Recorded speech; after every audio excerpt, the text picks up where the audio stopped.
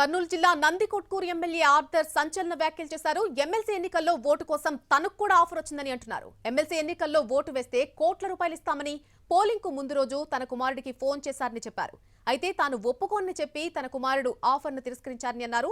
ఇక 200 కోట్లు ఒకవైపు, జగన్ ఫోటో ఒకవైపు పెడితే తాను జగన్ ఫోటోనే తీసుకుంటానని అంటున్నారు ఎమ్మెల్యే.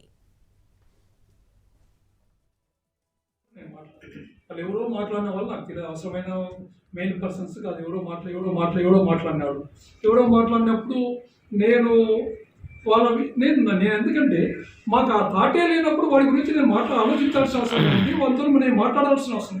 వాళ్ళు ఎంత ఇచ్చారు, వీళ్ళు ఎంత ఇచ్చారు అనేది మనకు అనవసరం. నాకు తెలియని విషయాలు నేను మాట్లాడు, దాని గురించి నేను మాట్లాడదలుచుకోలేదు కూడా. వాళ్ళు ఎంత ఇచ్చారు, వీళ్ళు ఎంత ఇచ్చారు అనేది అది వాళ్ళకే తెలియాలి, వాళ్ళ మనస్సాక్షికి తెలియాలి. ఇచ్చిన వాళ్ళకి తెలియాలి, పుచ్చుకున్న వాళ్ళకి తెలియాలి.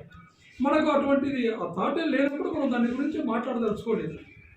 నేను కూడా నేను మీతో పర్సనల్గా మాట్లాడాల్సిన నాతో నాకు పడలేదు. నువ్వు ఎందుకు గురించి వచ్చావో నాకు తెలుసు, అర్థమైంది, వెళ్ళిపోవచ్చు.